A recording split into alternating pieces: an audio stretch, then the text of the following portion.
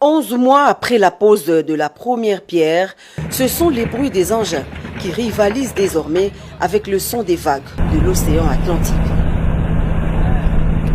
Le gigantesque chantier de construction du port en eau profonde est en plein déploiement. Le processus d'expropriation des occupants et autochtones étant complètement bouclé, l'heure est aux travaux d'enrochement. À ce jour, le processus d'expropriation est quasiment à son terme.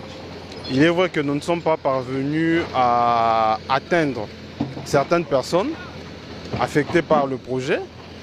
Et pour ce cas-là, nous avions envoyé les dossiers en justice, conformément à ce que préconise la loi sur les expropriations.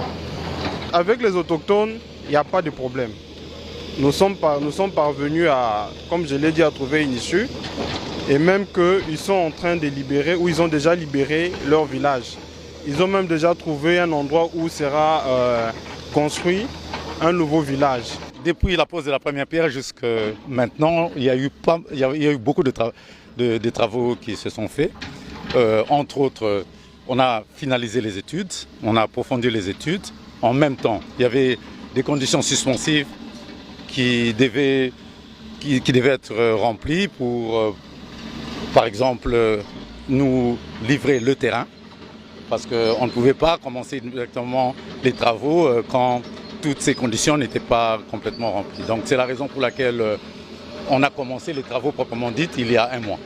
Peu avant de se rendre à la base de Kitona, dans la matinée de ce mercredi, le chef de l'État est venu s'enquérir personnellement de l'effectivité du début des travaux de ce port qui traduit la matérialisation de sa vision en vue de concrétiser sa promesse faite à la population de Mwanda et de toute la République démocratique du Congo.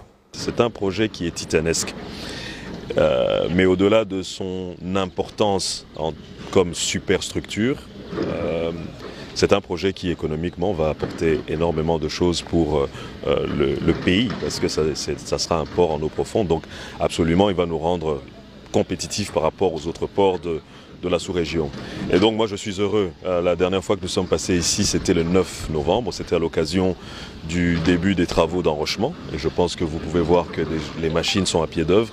Et il est normal pour le chef de l'État, en étant ici en province, de venir faire un tour dans le cadre de son itinérance pour se rendre compte effectivement que les travaux ont bel et bien commencé.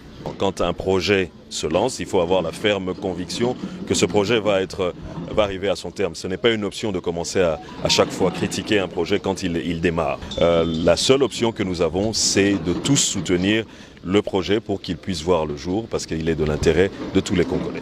Outre les travaux d'enrochement en cours d'exécution, la première phase de ce projet prévoit également la construction d'un quai de 600 mètres et d'une plateforme de stockage de 25 hectares. L'expropriation et la relocalisation de la force navale se font sans entrave, d'autant plus que l'ouvrage est construit pour une cause d'utilité publique.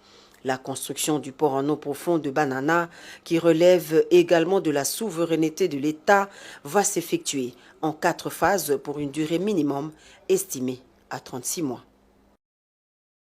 Créer des sites web professionnels, c'est notre art.